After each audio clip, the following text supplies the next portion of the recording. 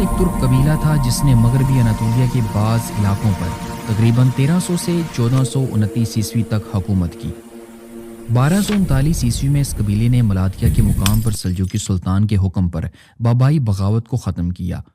بعد میں جب منگول اناطولیہ میں داخل ہوئے تو 1270 عیسوی میں گرمیان قبیلہ علی شیر بے کی قیادت میں مغربی اناطولیہ کے شہر کوتاہیہ میں آ کر آباد ہوا۔ ان کی خدمات کے صلے میں سلجوقی سلطان نے 1278 عیسوی میں کوتاہیہ اور اس کے گرد و نواح کے علاقے علی شیر بے کو عطا کیے۔ علی شیر بے کی وفات کے بعد ان کا بیٹا یعقوب بے سردار بنا۔ سردار بننے کے بعد اس نے چند بازنطینی قلعے فتح کیے اور سلاجقہ روم کے زوال کے بعد 1283 عیسوی میں اس نے خود مختاری حاصل کر لی۔ اس دوران اس نے الخانی گورنروں کے ساتھ اچھے تعلقات قائم رکھے اور سلطنت کی سرحدوں کو برقرار رکھنے کی کوشش کی۔ 15 جون 1399 عیسوی کو ہونے والی کوسووا کی جنگ میں یعقوب سردار نے سلطان مراد کی مدد کے لیے اپنی فوج روانہ کی تھی۔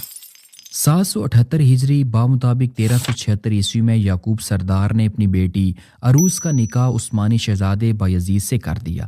عروس کو ریاست گرمیان کا بڑا حصہ اور قلعہ کوتاہیہ جو اپنے مقام کے لحاظ سے بہت اہمیت رکھتا تھا جہیز میں ملا اور یہ علاقہ سلطنت عثمانیہ میں شامل کر لیا گیا۔ شادی کی تقریب بورسا میں بڑی دھوم دھام سے منائی گئی۔ اناطولیہ کی تمام ترک ریاستوں کے سردار اور مصر کی مملوک سلطنت کے سفیر اس شادی میں شریک ہوئے۔ یہ لوگ اپنے ساتھ عرب کے برق رفتار گھوڑے، یونان کی حسین کنیزیں اور اسکندریہ کے حیرت انگیز ریشمی کپڑے نظر کے طور پر ساتھ لائے تھے۔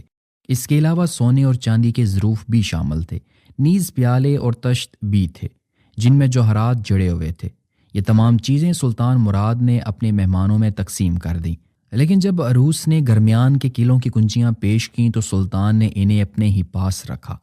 کوسووا کی جنگ میں سلطان مراد کی شہادت کے بعد یعقوب سردار نے اپنی کھوئی ہوئی زمینیں واپس لینے کے لیے عثمانیوں کے خلاف بغاوت کر دی، مگر 1390 عیسوی میں سلطان بایزید اول نے اسے شکست دیتے ہوئے قید کر لیا اور گرمیان مکمل طور پر عثمانیوں کے قبضے میں چلا گیا۔